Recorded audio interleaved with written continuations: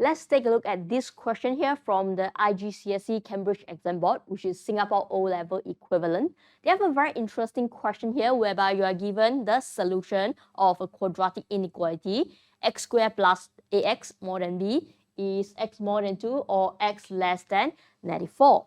Now, this is just a reversing of what you normally do in a quadratic inequality. Let's find out how we're going to do this one here.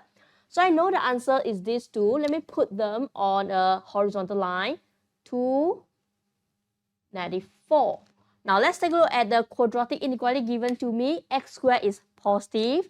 So I'm going to draw this shape, okay? Positive graph. And I'm going to sketch where do I get this x more than 2? It's going to be this one over here. X less than 94 is going to be the left hand side of 94. So it's going to be this graph over here.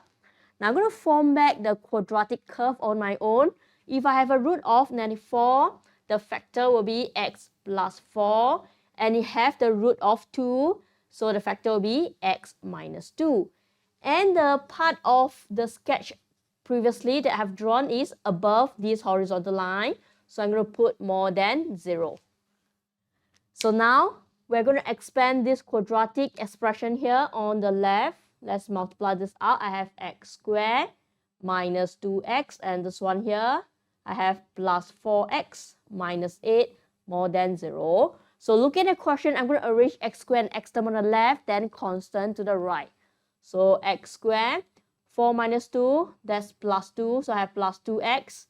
Moving -8 over, so I have more than 8. Now let's compare. So I can see this one, a value will be 2. And b value, the constant on the right, is going to be 8. So that's all for this question over here.